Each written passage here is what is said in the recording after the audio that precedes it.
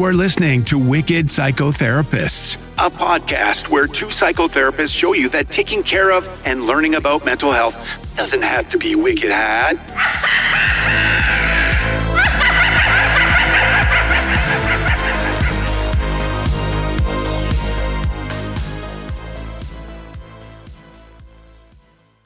I'm Tanya Dos Santos. And I'm Erin Gray. And this is Wicked Psychotherapists, a podcast brought to you by two therapists who love to talk about and bring awareness to mental health topics that are in our pop culture. And we hope to infuse a little bit of our experience and personalities to help broaden your noggin. So, Erin, how you doing? What's been going on? Well, if you hear a little chirping, we got chicks. We got 4 little chickens that will live with our ducks in a few weeks. Very cute. Played tennis the other day with the kid, and I realized I need to start playing tennis more. Because just even playing one game, my wrist, I was like, oh my gosh, I don't know if my racket's too heavy. And then when I came home and I told my husband, he's like, it could just be that you haven't played in years. That's true. Yeah, you need like the muscle buildup or whatever. Yeah. Like strength of the wrist. Yeah. So what about you guys in Massachusetts? How have you been and what have you been up to this week? Looking to start the garden and put up a gazebo type thing in the backyard. Every time we go, then it rains and then it's 50s, 40s. And then we're like, oh, maybe we'll just wait a little bit. Yeah. So kind of, yeah. Do you guys garden a lot? I did not know you guys are into gardening. We have a couple that I'm really into it. I am not. My husband and his parents plant a lot of flowers, a lot of veggies, a lot of things like that. And then their own garden, they also have a lot of veggies and stuff they will bring over, and we often get to eat the glory of that. So that's wonderful. So me, not so much. I kind of have a black thumb. I'm not. I will watch. I will encourage. I will bring drinks out and be like, you look thirsty. I enjoy the fruits of the labor. I do not enjoy gardening too much. And not because I don't enjoy it, just because I'm not good at it. You guys have a nice garden. I have the raised gardens where my ducks, they're in charge of eating all the bugs. Then my husband has a hydroponic. We always try to have a little competition of see who's grows better. Usually. That's nice. Yeah, why not? Everything should be a competition in life, right? Not so much if you're talking from the lens of what we're talking today. Yeah. For gardening, yes. Life, maybe not. Maybe not every. So what are we talking about today? You want to mention it? Yeah. Today we're talking about the Netflix series called Beef. We had both watched it. Erin at the tail end, and I kind of filled in the last couple. I asked Tanya for the spoilers for the last episode. Which, if you've all seen the last couple episodes, you know it was really hard to explain, like very trippy and bizarre. So today we're going to be talking about a lot of topics that relate to mental health. I thought that this would be something that would be good to discuss because there certainly are a lot of people who experience these different things and themes that we had seen within the series. And it is really important to pick those out and take a look at that, not only from an individual level, but also societal and be able to just reflect on that. Yeah. We both enjoyed the series Beef. Just to let you know, if you are going to continue listening, if you haven't seen it, if you want to see it and you don't want any spoilers, unfortunately, there's going to be spoilers in here. So we don't know when this is coming out. Maybe everybody hasn't watched it that wants to watch it, but relatively new around right now. I would say one of the primary themes that we really touched upon and that we were discussing was how the two main characters who are in this really horrific road rage incident, the rage that gets expressed in this, and where does that come from? We start to see both of their stories and things that are happening right then, but also things that have happened to them leading up and how they process things, how they handle emotions, feelings, support, things like that, sense of who they are. But there certainly is a layer of, I would say, repressed emotions and depression that runs the gamut between the two of these main characters, Danny and Amy, that you can see that's very apparent in their lives for different reasons, but they really relate to each other based on this, and they really see each other as competition because they see themselves expressing these different feelings and wanting to really project a lot of this stuff and this rage onto the other person. It's really extraordinary the way it comes out. So what did you think about I thought that it was interesting how the show is basically about a road rage, but you get to know as the episodes go on what is really happening with both of the characters. And the similarities, I thought was interesting that both of them have the responsibility of taking care of their family. and financially, emotionally, but they're not really encouraged or expected to express their own emotions. So they're that person being there for their child or make sure their husband's fine or taking care of their little brother or their parents, but nobody's really there to listen to their concerns or help them. Yeah, and you see all these other characters in their lives that have supported this way of expression or actually repression of emotions. In Amy's life, we see her parents very much have a very strong thread of denial and not talking about things, even to the point where Amy confronts her mom about an affair that her dad had when she was a teenager. The mom's just saying, why do you want to talk about this? I know this. He's a good man, and just basically brushes it under the rug. And Amy at one point, I think, tries to say, okay, this is where I get it from. I need to just be upset with my family. This is all their fault. And you see that this is definitely the start of this internalizing and this ignoring of emotions and feelings and things that need to be expressed. But she also took a route in her life where there was a lot of pressure in her job. There was a lot of pressure to succeed. Even her partner has this toxic positivity of not acknowledging when she does have a negative emotion. There's this one scene that we had talked about where she is trying to confess about the road rage incident to her husband, and he's just completely cuts her off and just is like, you gotta think positively. Don't let this get to you, kind of thing, when she was trying to really say, hey, this is something that's really bothering. And I'm afraid for what's happening to me. And instead, that also got brushed under the rug, which is something I think is becoming more and more popular to talk about. But just as much as her parents denied these feelings and weren't allowing her to express the ways that she felt about her father's affair, or maybe many other things that probably you can only imagine happened all throughout her development in her life, she chose a partner who actually ended up doing the same thing. Yeah. He seems very in touch with his emotions. He appears to be emotionally intelligent, but actually he expresses himself in a way that's very limited towards that. So it almost becomes toxic positivity because he has a way of just saying, okay, you just need to think positively. You got to do the gratitude Yeah. journal. We got to do these exercises. And she's thinking, I have rage and you're not listening to me. So there's a dismissal, right? There's a belittling in Amy's life of these different emotions. And in that sense, it definitely gets supported. I think it continually gives her the message of, nope, you're not safe to be able to talk. And that's what she learns. And with Danny, it's a little different when you kind of learn about his backstory. I do think there's definitely crossover. There's definitely similarities. I do see the similarities with their personalities and even the expectations of them, but maybe they're raised differently with their parents. His parents seem very loving, but there is expectation that he is expected to take care of everybody. Where Amy's family doesn't feel as loving, because there is a scene later on where she talks to her therapist asking about unconditional love. And it seems like, is there such a thing, or can people have it? And seems like she might not have ever experienced that from her own parents. There is actually something that I don't know if this happens in the last 2 episodes, but they do flash back to a scene when Amy is little. She overhears her parents arguing, and it sounds like her father did not want her. He basically was just espousing all the money that it would cost to have kids and felt like it wasn't maybe the greatest idea. And even when she's born, flashback to this scene where they're putting a lot of their expectations on her, and there's a feeling of, oof, this is going to be a lot of responsibility, a lot of money, the feeling of what's on them as opposed to hopes and wishes and expectations. Right. Which is contrasted with Danny when he's a baby. The parents are looking at him and they're like, he's going to be really, really great. He's going to be amazing, kind of thing. And, there's all these expectations and they're very amazing. But then again, there's still a lot of expectations, right? So even from the get-go, they contrast this and they're like, it can still turn out and feel the same. Yeah. With this, kind of how this gets externalized and how. Yeah, one is weighing heavy on the financial burden and what we're going to have to do to her and what she can do to us. And the other one is masculinity and the manhood and how he might achieve great things based on that. Yeah.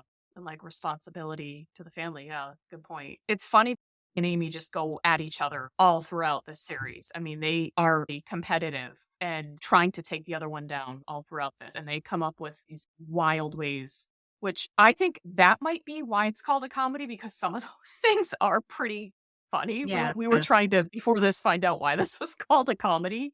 But I think that some of those things were kind of darkly funny in that way, in the way that they handled that. But I do think there is this element of Amy is in this high-end position, a job where she is, what does she do for work?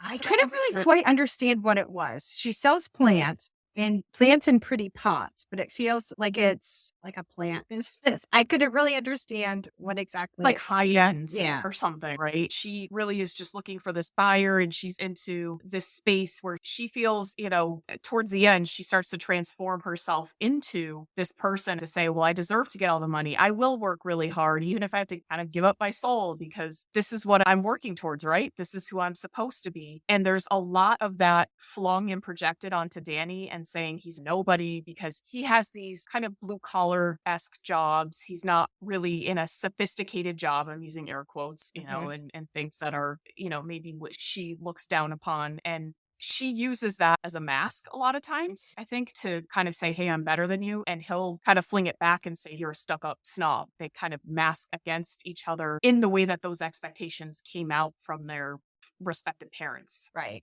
They'll also kind of use that as part of the mudslinging too. It really is, I think, heartbreaking to watch them. They are tearing each other down. Mhm. And it's almost to the point where it's absurd and silly, but there's an element that feels kind of real in it. And that feels like not to say the actual events, but to say the feelings. Yeah. The feelings of being all consumed and obsessed with this person feels very real.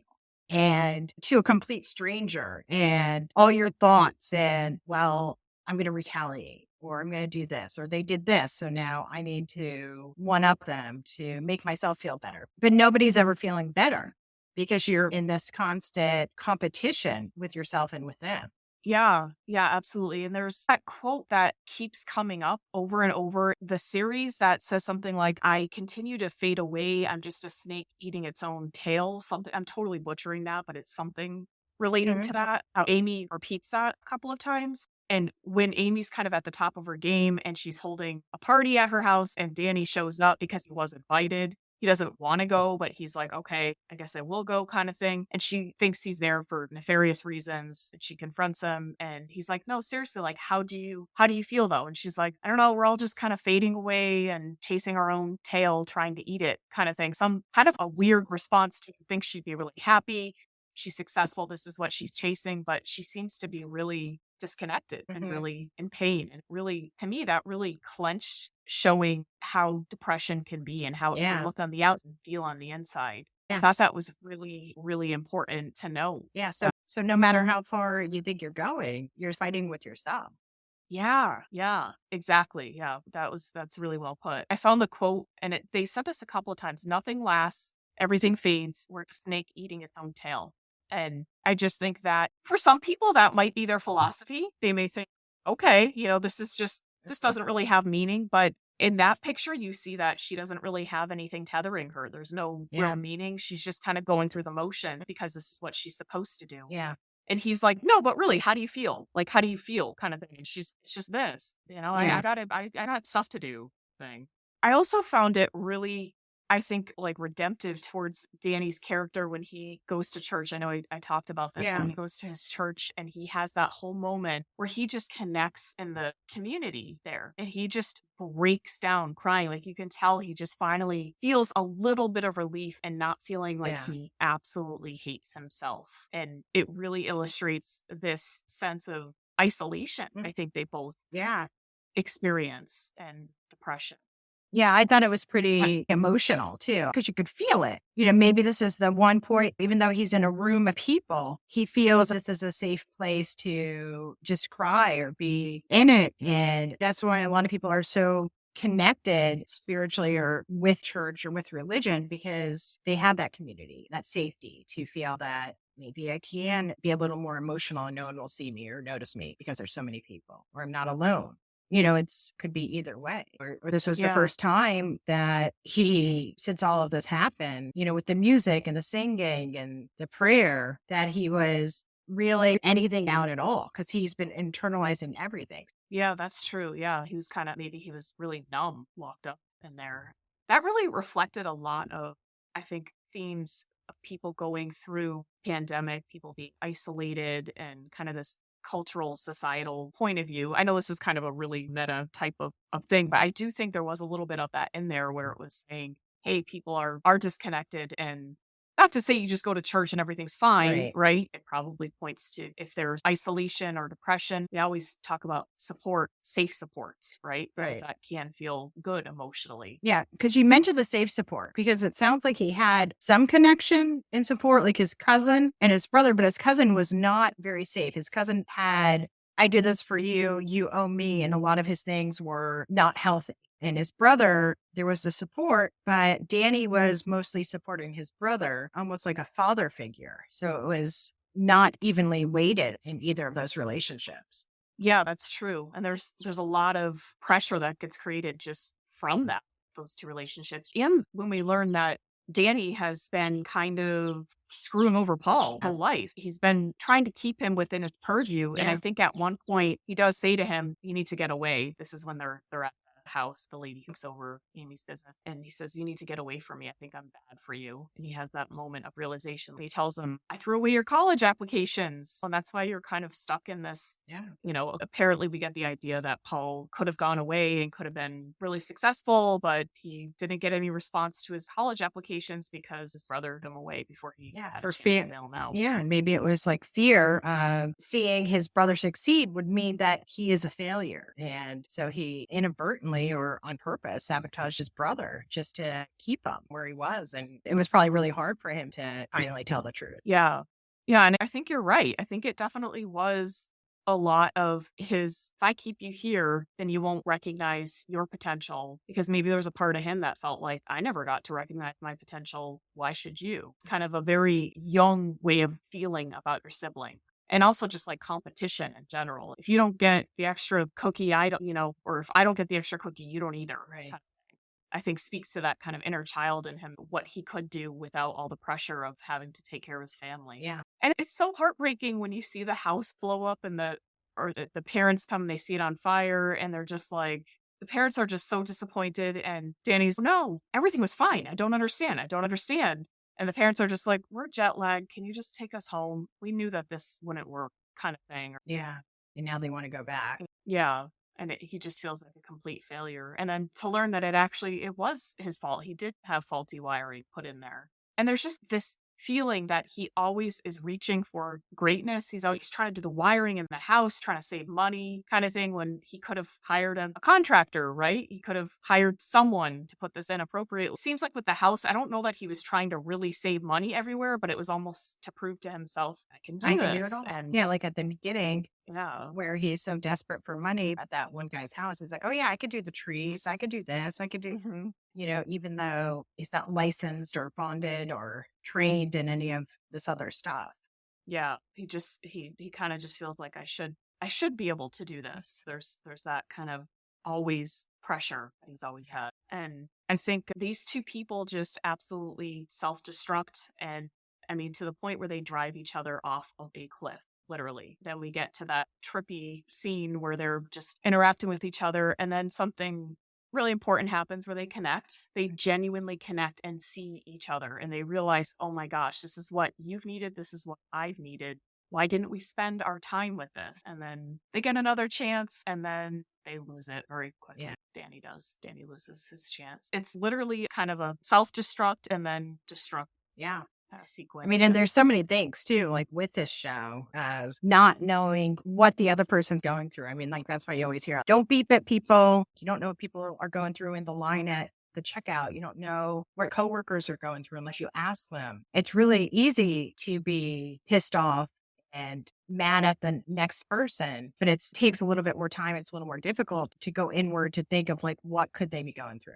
Yeah. And I think when you have that much pressure, like these characters, Danny and Amy, had at the beginning, when we realized all the stuff they were doing from the start and all the things that were going on in their lives, they didn't really have an outlet. And this kind of almost seemed to be that discovery of, oh, this is, you see a part at the beginning where Danny discovers Amy's address. And then when Danny comes in, he's all over her floor. And then she runs after him. She starts to plot this counterattack. And there's almost a sick pleasure. Yeah. Almost kind of like, this feels good to release. So being aware of the need to kind of say, hey, am I so kind of locked up to here that someone cutting me in line is going to cause me to lose my is also a big thing. It's a huge thing to be aware of that.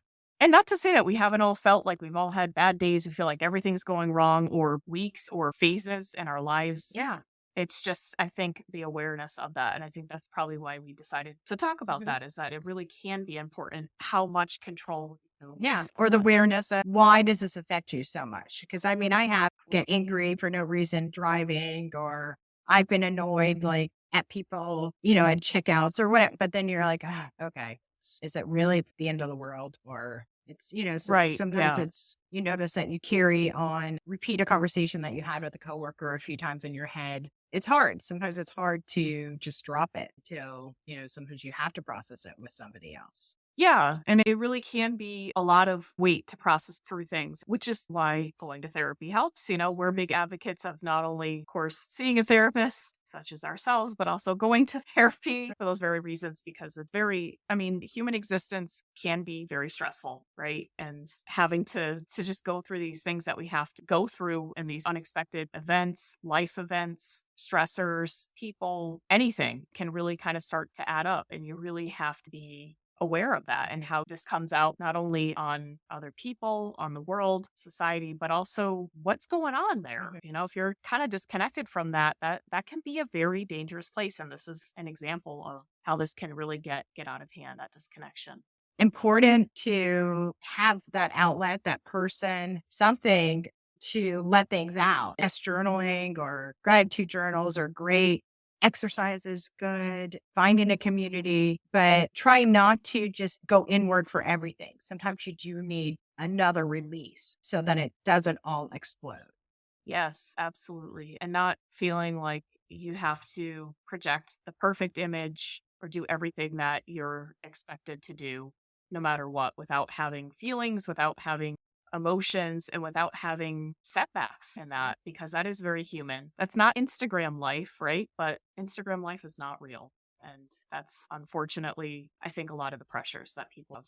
Yeah, I think a lot of people still have not fully realized that it's not reality. It is difficult. And people still feel the need to portray themselves a certain way, whether it's to family, friends, or social media, and what they really are or how they're really feeling. Yeah, you definitely can see the pressures. You can see that around you, but this is also an example of how it can get very, very far and very dangerous, and express itself in this way. So with that is Beef. Check it out if you have not already. I'm sure you probably have if you clicked on this, but let us know what you think. If there's anything else that maybe we didn't touch upon, something that you would have liked for us to talk about, or just any comments or anything like that. And yeah, like and subscribe, and we hope to see you next time. Yeah.